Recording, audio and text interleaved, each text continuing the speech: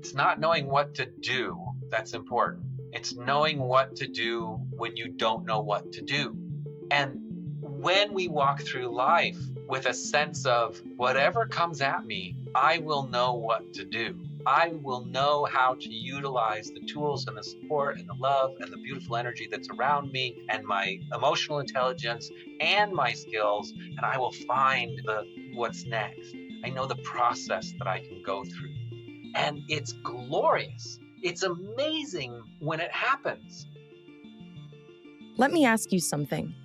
When you're stressed, when you're stuck, when you're about to make a decision, what's the voice in your head saying?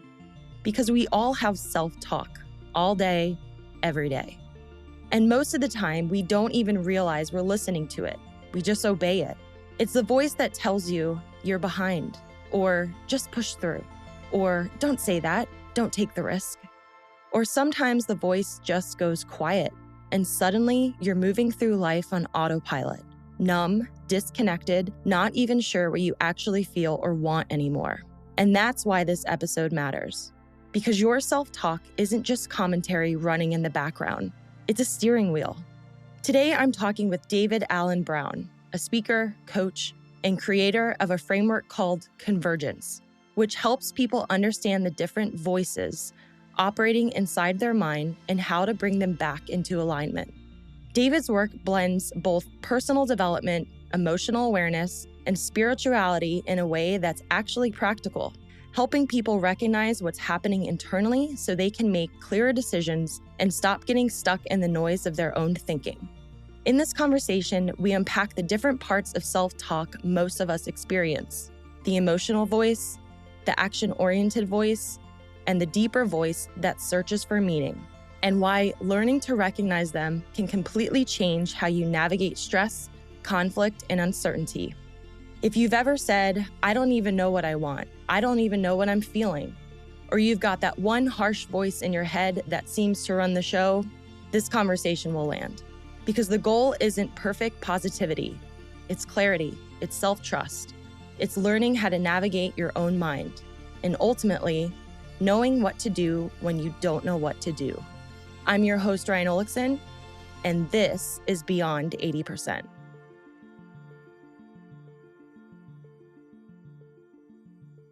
David, welcome to Beyond 80%. Thanks for joining us today. I'm so glad to be here. This is the perfect place for me to be right now, and I'm grateful for your invitation. Oh, I love it. So before we jump into self-talk, which is one of my favorite all-time topics, I want to give listeners an idea of the journey that brought you to all of the wonderful stuff that you've been working on. So talk to us a little bit about how you got here. When I was a young man, raised in the Midwest in an upper middle class household, a blended family, youngest of 6 kids, there was a lot of self-awareness and self-care, and there's nothing really to complain about. In fact, I'm a child of privilege. And one of the things I was fortunate to be able to discover in my work, as I did a lot of leadership programs and a lot of self-development programs, was that I could sort of enter into a realm of knowing how to work through problems or sort through emotions. And I recognized, because I'm a very verbal person, that this would sort of be conversations that would happen. And then I kind of gave into the old adage about, well, only crazy people talk to themselves. And it was like, oh, I'm in trouble.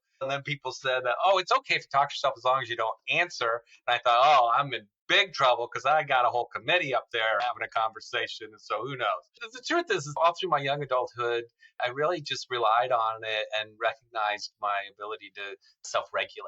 And I didn't know that term at the time. But as I started to go to school and learn about Freud and the ego and the id and the superego and Jungian philosophy, and just this understanding that there are different facets of our personality and of our human experience, I just began to ease into that and feel pretty good about it. And so I got married and fell in love and had an amazing marriage until it wasn't, and had 2 kids and was blessed with the opportunity to be a stay-at-home father, and really just kept stepping up to what the next thing was to do and what was my place in it and how could I feel confident in it, and then not really realizing that as I leaned into some ideals that I thought were very noble, just constant service of others, sort of setting aside of my own needs and wants in order for other people to prosper, a very Midwestern sense of demure, like there's no need to rock the boat in any way, which eventually became not having an opinion in any way, which over time became not believing I was worthy of having an opinion.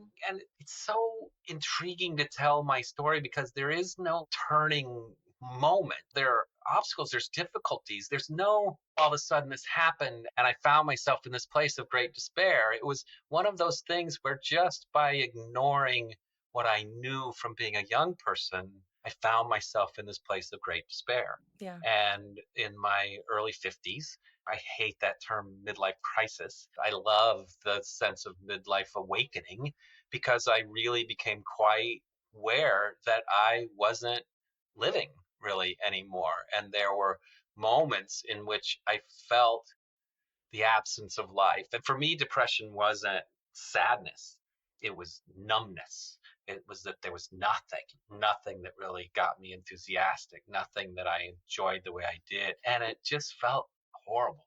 And I wasn't sure I wanted to go on that way. And so I found a much better therapist than I'd ever had before. And the other thing that I did very clearly was I said, and I'm not going to BS anymore, over a long period of time and through a lot of work. In that rediscovery process, I found some of the things that I love and that I knew prior and that had helped sustain me before, a little bit during, and especially now. And I thought, wait, this is a return to my call to teach and support and build community and provide value with what I know. Love it. One thing that I really admire about your story is that you said before there wasn't this big moment, this big shift that happened. And many of us think that there has to be this big traumatic moment that really makes us open up and all the magic happens. But what I think is amazing about your story is it's so relatable. There's so many people that have these different points in life that don't necessarily bring them down or open them up in a certain way, but pile on each other. Mm-hmm. And then there comes to this breaking point and something happens, as you were talking about, where you really have to look at yourself and be like, whoa, what's going on? How did I get here? And especially you as a stay-at-home dad, that's such a unique perspective because we don't hear that a lot. But as a man, there's definitely a different set of cultural norms and roles that come into play here. So I just wanted to acknowledge that you do bring such a relatable story and, again, a very unique perspective to that. Yeah, thanks. I, from so many years, didn't lean into that. Just that sense of like, hey, I'm just doing what I do and I'm just me and whatever. And it's only really as I've started to tell my story and been able to hear people say, well, that's very both relatable and specific. And wow, that took a lot of courage or a lot of bravery. And at the time, so many of us, your listeners too, we don't know how brave we're being. And we need people to reflect that back to us. And I think the other thing that I want to reiterate there about what you were just saying was I appreciate that it's relatable that these things kind of compound and there's no necessarily one thing that all of a sudden things have gone bad. I think it's also to remember that there's not always going to be one thing that's suddenly like, oh, and I've got to make the change or turn the corner. Or sometimes it's just a simple realization that it's time to try something different or just admit that this isn't what I want. It can be a very quiet, subtle nod to self.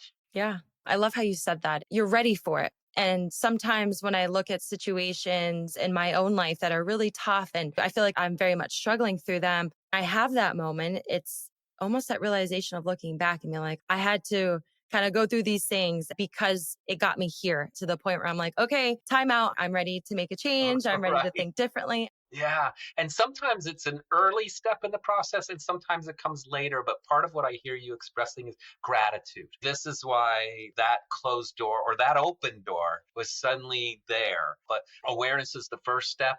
And so often gratitude is the next step. Yeah. Absolutely. So before doing all the deeper work that you've done, what did your self talk sound like? What role did they play before the work was done?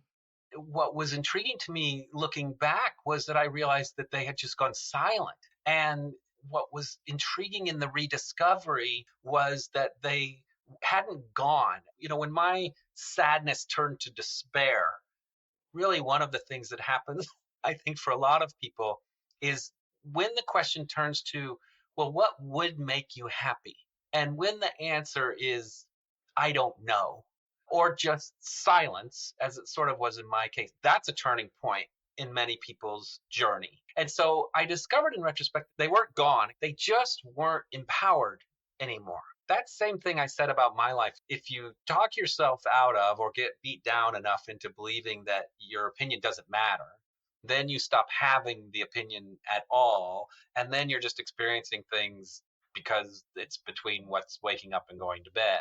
That happens internally a little bit too. That sense of, I'm not going to acknowledge my feelings, then they become quite dormant. And what we've internalized is to let us just plow through life without meeting. We have designed a culture full of that, unfortunately. And my sincere belief that whilst there's a constant call from the universe for us to be our greatest self, it really won't be enacted until we partner with it. But when the voices were reactivated, what I discovered is that they were a little spicy and they were not particularly happy about the neglect that they had faced. And the emotional side was completely unregulated once it was set free. And the action side was full of intellect and frustration and blame and lots of stuff before it became reintegrated. Of course, the thing that reintegrates all of that is there's something greater than ourselves. So though I had relied on them so much, I think part of my journey was the silencing of that power and then recognizing, oh, there's some work to do now that I've reintroduced these elements into my consciousness. That's so interesting because I feel like I'm someone who has the opposite issue with my self-talk. So to silence them in my head, I'm like, oh, that would be so nice sometimes. But I have more of those spicy voices and those voices that are a little bit more critical. And I also can recognize a voice that's more encouraging or you got it. So I want to talk about the differences of those voices. You mentioned one is very spiritual and emotional. Let's break that down a little bit for listeners. Part of what I was recognizing as I was coming back into myself was that there were specific times when I had been stuck, and I'm a great overthinker. And so one of the first things that I realized was how intensely I thought my intellect was in charge of everything. And my daughter's illness is a great example of that. If I could just release all of the stressors in her life and provide all of the care in her life and anticipate what might happen, then I could control it. Anyone who's worked in mental health or even been affected by someone who struggles with neurodivergence knows what a fallacy that idea is. But I didn't know it at the time. So that's a great example of being stuck in one of the kind of modes. I call them voices. But that intellect doing side can really catch us out. We feel productive. The world is rewarding us for our productive actions. We're functioning, and we recognize that's a good thing. But we can be stuck there, and I had been stuck there at times. I also recognized that another aspect of it, which went dormant for me for a while, was this emotional side, that we have an instinctual self. When I was stuck, I thought, I'm too connected with spirit and source to be sad. I don't have to do all the activities because it'll all be taken care of by a higher power. And so the diminishment of my instinctual self, forgetting that I'm a human being and that I'm having an earthly and human experience. And that this vessel, this body that we have, as functional as it is on the one side, is also deeply cognitively emotional and instinctual on another side. And that's there for a reason. I would ignore it and shove it down and no, I don't need to feel that way, or how dare I be upset or depressed. So I had to relearn that that side is a part of me, not just a part of me, but one of the three primary parts of me. And therefore just as important, even though there are times when we might really be in that space.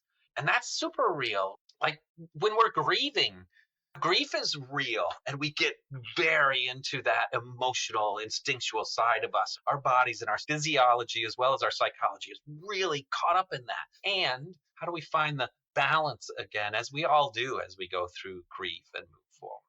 And of course, I wanted to integrate my understanding, which I developed as a young person. It was not church-based, but certainly an understanding that there's a higher power. And that in my experience, this is a collaborative and cooperative energy that waits patiently and wants to provide us with both what we need to find the balance between these other areas of our life and with the unlimitless resources that are available to us outside of ourselves in order to accomplish being our very best self and answering the call of fulfilling our mission on earth.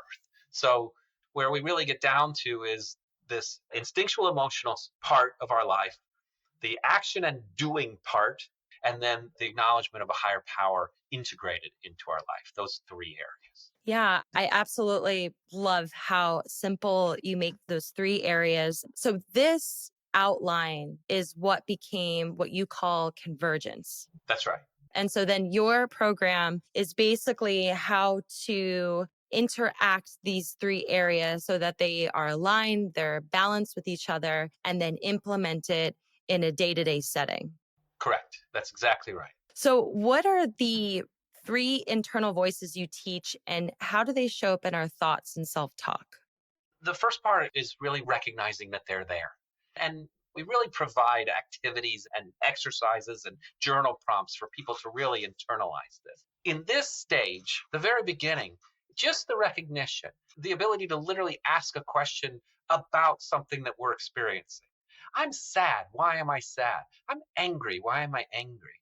And then to anticipate it. If I do this, will I be sad or angry or happy? And so just that sense of internal self-awareness is all we're really talking about here. And then the trick is to say, okay, so which want or need is speaking up right now? And I want to pause there because my therapist, if he listens to this, is going to be thrilled, because the idea that I needed anything for a huge span of my life, let alone had the wherewithal to want anything in particular, was deeply, deeply buried, which I think was part of why the voices were also buried, because there was no inner understanding that I wanted or needed anything in my life. And so why would they participate? I was stuck in a place where everything was either happening to me or where I was affecting on behalf of everyone else without any sort of self understanding or even self appreciation, let alone maybe self respect. So when the acknowledgement came, and in the course of this process, I made some major changes in my life, and that included separating and divorcing my wife and moving out on my own and things like that. In the nature of that beast, if anyone has been or ever goes through it, there's no limit to the opportunity to have intense emotion during a major life change like this. One of the best examples I have, the first attorney that I hired, because you have to use attorneys, she was incompetent. So that came to light through a series of events, and I was furious. And it was so new because anger in my household growing up was not a thing. Like, we did not go there. And so as an adult, I did everything I could to avoid it. Now here I am, can't avoid it anymore because I'm in the midst of this renaissance, because somebody has done something and they said, anger is the appropriate response here. And I was like, oh. And so I started to lean into it. And I literally had to call my brother and say, what do you do? Like, what do you physically do? Because the question here was, how do you recognize these voices? Mm-hmm. Okay. So voice number one is, we're angry. And I've been assured that's okay. Okay, great. So that's a voice. How I'm responding on a truly instinctual emotional thing. And rather than shut it down or judge it or deny it, I suddenly was in a place where, oh, this is powerful. What should I do? How should I respond to this? What is this calling me to do? Where is the place that this fits into my life? Once I'm beyond the punching pillows and screaming off the balcony, then we're going to get to a point where there's a next step. And that is different, because I don't want to act from the anger, because that's what scared me as a kid. And it turns out I don't act from the anger. I act from action that is responding to the anger. So there's two right there. And through practice and through discernment and whatever methodology folks choose to integrate, well, I want my action to have meaning. Where will I find my meaning? That sounds like a third voice. And I can tell you exactly the circumstance that brought that voice back into my life. Everyone tends to have this experience. It can be the one that we trust the least because it's the one that gives us what we want the most, which is reassurance and comfort and peace and unconditional love. And so, depending where we are in our lives, we can really resist it. And if I'm going to take some sort of meaningful action based on an event that has made me respond, that demands some sort of response, then I want to do it with meaning. And so, as I work through the process, sometimes this is instant and sometimes it is not. Then I want those three voices, in my case, to have a conversation. What are you feeling? And let me love you through that. What action should we take in response to that? What would make this better? Or what injustice are you responding to? Hey, before you take an action, can we know that that's coming from a place of loving kindness? And what I have found is that that committee, in my sense, it has come down to one of those three entities. This reminds me a lot of internal family systems work or parts work. And it kind of brought up another question. And this is more for listeners maybe wondering this as well, where you're noticing more than those three voices. I think you were perfectly clear in how to become aware of them and start to kind of inquire about who they are. But when you notice that there may be a fourth, fifth, seventh voice in there, is there another process? Maybe curiosity would be my guess as to how you determine which category or bucket that they belong to. Yeah, and I love that you use that word curiosity. What I've found to be the most restrictive thing that I have done in the past is to fall into judgment and to deny or dismiss or ignore that there's something calling there. What I've found for myself, if I hear something different, that it really usually is truly that a variation of one of the three aspects. Maybe on the emotional side, I have a story about this that being on the verge of ending a relationship that I know I needed to end and not wanting to. And there was a voice that just said, please don't, please don't, please don't. And it ended up being a portion of my emotional self. And the fear, the voice that sounded like a fourth voice was actually very much inner child. Oh, I somehow had convinced myself this was my one and only chance. If I let this one go, I'll never have this loving, amazing experience again. And there was this inner part of me that just said, oh, please, please don't let that go. I'm afraid it'll never happen. So the voice sounded a little different because it was coming from a different portion of my human experience. It was the little boy in me who always wanted to be a romantic and fall in love and thought that this was it, my one chance. But the fundamental makeup of what it was saying was still an emotional plea. It was a fear. It was an anxiety based plea. And so sometimes I think that's what happened to go further into what you're asking, which is that sense of, well, yeah, it does seem as if the source of a desire to act or a knee jerk reaction to something that's occurred to us, or even a questioning of where did that idea come from? Where did that inspiration come from? Yeah, maybe it does sound a little different. But the curiosity of, well, what aspect of me is this about? Is this about I'm avoiding an action that I feel uncomfortable about, or that I'm uncertain if this is the right thing to do?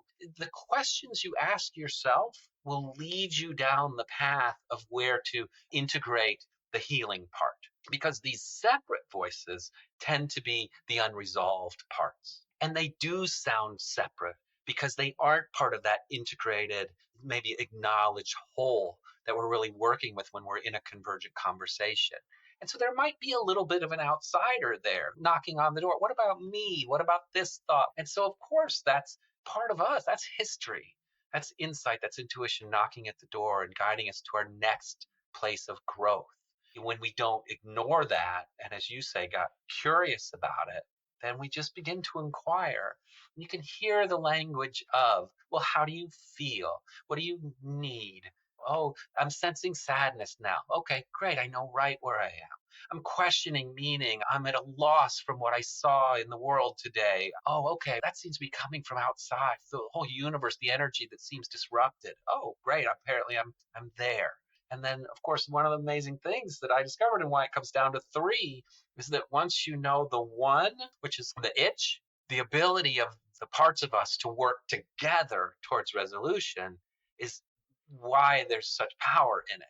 And so, yeah, curious to get where it's beginning, and then the delight of saying, let's all work together to find the powerful truth behind this. That's what the convergent energy I call it. It's like, that's what it is. That's where we should go. That's what we should do or try or trust or accept. Yeah, and you're bringing up something that I suspect a lot of people struggle with, including myself, as the disconnect between the three. As you're talking through this process, I can already kind of feel myself being like, what about the moments where we don't know if we should be acting or we should be focused on the emotion, or what is conditioning and what is actually something that I feel my purpose is in life? And there's a lot of conflict that can happen in that.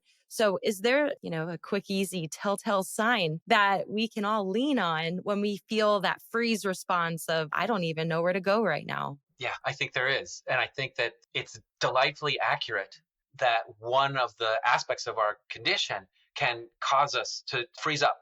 And the simplest and easiest next step is to invite a second voice in, whatever that is. And what I find most typically is that in the emotional space, when I'm frozen, the first thing we accept entering into any of this process is, okay, I don't know the answer and I'm willing to find out. The freeze is real. So when we find ourselves stuck in a single voice, I don't know what to do. And that can be as simple as feeling disoriented or lost about just a simple finding your way, or something more complex about life path. The next question that I tend to ask is, okay, how do I feel? What am I feeling right now? Is it fear? Is it frustration? Is it enthusiasm? Is it excitement? Should I do that? Well, how does it make you feel when you think about doing that? So let's just have that conversation. I feel pretty afraid, or I feel excited. Now we're already starting to begin to wrap it into a more powerful place. And when I said before that one of the delightful characteristics of this is that sense that there's always something to do, there's always going to be a response. Well, that isn't just knowing what to do next, it's being able to regulate truly our psychology and our physiology into, I'm capable, I have tools. I may need to seek assistance or find something much more intentional to do this, but it helps reassure us and provide us the confidence. It's not knowing what to do that's important. It's knowing what to do when you don't know what to do. And when we walk through life with a sense of whatever comes at me, I will know what to do. And it's not, I will know to take up arms, or I will know the right thing to say. It's, I will know how to utilize the tools and the support and the love and the beautiful energy that's around me, and my emotional intelligence and my skills, and I will find what's next. I know the process that I can go through. And when I'm feeling something that's intense and hard and scary, I have felt the gratitude of spirit saying, thank you for loving yourself as much as I love you, and making the difficult decision. And it's glorious. It's amazing when it happens. And it wasn't just that it felt good because you made that choice, it felt good because the universe affirmed your choice. These types of awarenesses where we move from one thing into the whole experience, how do we know we're having a delightful spiritual experience? Because it shows up in our bodies, because we're enthusiastic once we just open ourselves to it and say, oh, those goosebumps I just got while I was doing that action, that's convergence. That's the three parts of you working together to say you're on it. So it's that feeling of alignment, which means, that joy, that gratitude, feeling good about yourself and where you are in that moment. That's the measure of when all those three parts are working together. It's such a good way of saying it, because I really do have trouble expressing it. Yeah, there's usually like a lot of words to describe this higher power, spirit, and we like to get hung up on these things sometimes, but we all have some sort of hierarchy or structure in our mind, what accurately portrays that. And I think you do a beautiful job of it. One thing I want to go back to really quick. because I know I get stuck in this space of where that spicy, maybe negative self talk comes in. And you had Sure. mentioned, I almost want to say a feeling of having faith in yourself or having faith in something that you'll figure it out, you'll work it out when we get there. But let's say you're working with a situation where maybe we don't have that voice built in. And in modern therapy, we would use tactics from CBT and we would tell people to thought block and do all the things. But from your point of view, when someone doesn't feel like they have that benchmark there, how would you coach them to be able to find that more encouraging, supportive voice? Yeah, I want to talk about this in both theoretical concept and then in a very practical one. One of the exercises in the recognizing the voices, because one of them is very simple, like, where do you want to go to dinner? Who answers? One of the most challenging ones is I invite you to look in a mirror and look yourself deeply in the eye and say, I love you, and listen carefully to what response you receive. And understanding that there may be barriers in both your instinctual and emotional side that can't quite get there, or that are part of your history and your experience that may reject that. And if you're able in that moment, or you have support who can help you walk through that, then you can explore that with, what would you need to believe this? What would you need to respond from exactly who you are? We're not denying the instinctual self, but to turn that into something that could be integrated in. And in fact, sometimes it's not a matter of changing the thought at all, because just like before, so what would I do? What could I do that would help move us down the path of self love and self acceptance? And you always will be affirmed in that. Again, we're on the theoretical side here, by higher power. Higher power will always respond to your desire to enter into a place of loving acceptance for yourself and for others. It will always respond. And so if we'd like to do something, then higher power will provide you with that opportunity somehow over time.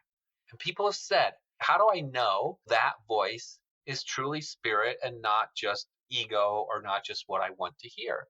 And the answer to that is that voice will always be the voice of unconditional love. And if it is anything but that, then you know that you should try again, or that you're responding from maybe a spicy place, or that you have taken an action that isn't aligning with your highest self. And when you get to that place of unconditional love, then you will know. And if either side of you, the doing or the intellect or the instinctual or the emotional, wants to deny that, then let's explore why that is.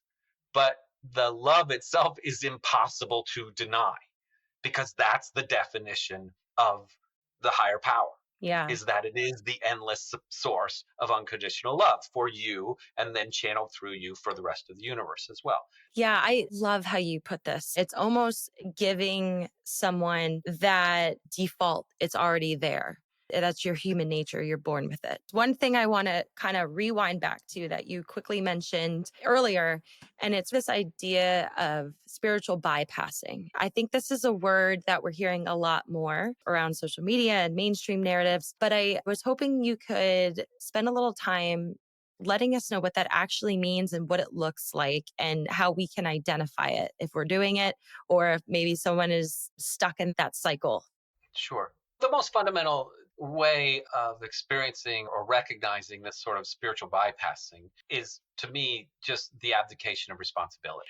And I've worked in progressive churches and New Thought institutions and just spiritual thought for many, many years, and became very frustrated with the perpetuation of faith as something that meant that the other parts of me were just along for the ride. For me, this showed up in a couple of pretty dangerous ways. So therefore, I don't have to do the work.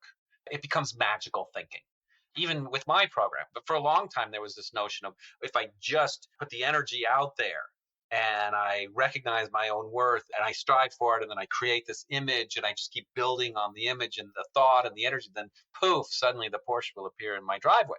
We became aware that was just not the way that it works. And the danger of that is, if I was better at connecting with spirit, if I was more prayerful, I must not really believe the things I'm saying, because look, these results aren't what I thought they would be.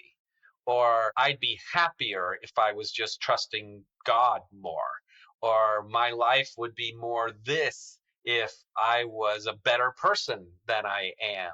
All of this, though, for me, is a misinterpretation of the way this energy impacts us, as opposed to the way that the energy can be integrated for us. And I think people can recognize those thoughts are relinquishing responsibility instead of accepting responsibility. But my belief too is that our responsibility in human form is then to manifest this love in human form. And that is, to get philosophical about it, the foundational concept of how we succeed, so to speak, on this plane, how we fulfill our mission here. And when we turn that over to someone else, then we basically give up the human condition. What we're here to do is to express that love and to show up as love and to provide support and care and kindness in the midst of all the other things that we're doing. And so not only do I feel like it can just derail us on an individual basis, I feel like it's also the foundation of what's derailing us in a humanistic and humanity point of view. Yeah, you said something earlier that brought up such a good point around this. And I myself have gotten stuck in that spiritual bypassing phase where I think I have it all figured out, which means I never have to feel these negative emotions again. If I was spiritual enough, I wouldn't feel sad, all of that. And it wasn't until I realized that emotions are not the enemy. The emotions are the map. They are providing a key for me to understand myself and the world around me. And they are absolutely necessary in order to be human. And then again, go into that manifestation phase. And one of the things that I kind of put together is really around when you're having a feeling. You're operating on such a different, some people call it frequency or vibration, where you're actually feeling it. And that's when I realized that emotional state, whichever it is so important. And if you're not feeling those things and you're not ever sad or you're not ever angry, then that was kind of my way of being like, okay, I'm not doing this right. Right. Yeah, for sure. And not allowing other people to do that, knowing that they also have access to the full spectrum of their emotional experience too. So when all of this is aligned, you're feeling good, you're no spiritual bypassing. Yeah. Now where does manifestation come into play?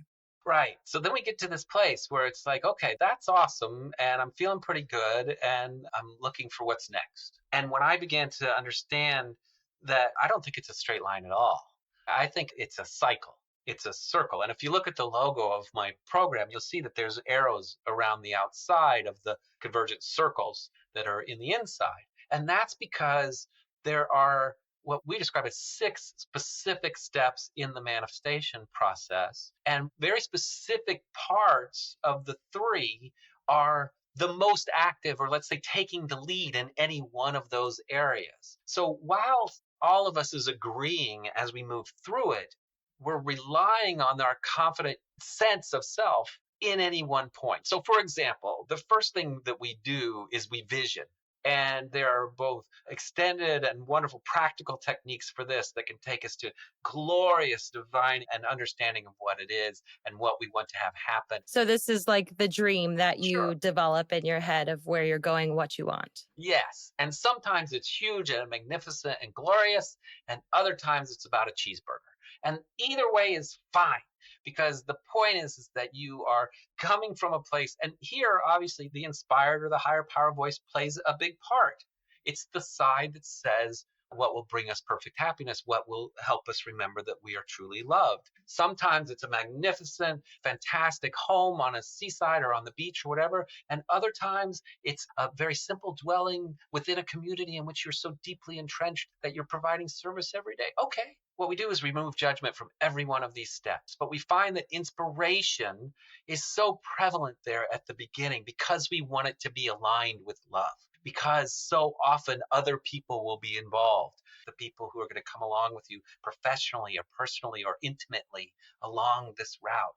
And so we want to find that basis in love, and how does that manifest in our life? And then we're going to want to step out in faith, which of course is very much put out into the inspired side, and we're going to have to take some sort of action.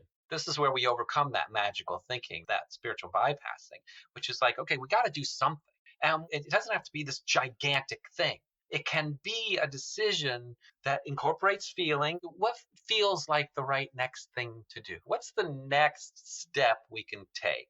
And then as we start to go around the cycle, then what we're going to do is get into discernment, which is, okay, this thing has happened. I've had the conversation. I took the walk. I looked up an answer. Now, okay, feeling, come tell us how we're feeling about that. What are we going to discern about what's going on for us? Was it easy? Was it difficult? Was the next step immediately apparent? Did a door get closed in our face? Do we feel afraid? Okay, let's discern what we're doing so that we can step forward in the next step from faith, whatever happens, it will be fine, into trust, which is, I know that this is the thing that I'm supposed to do.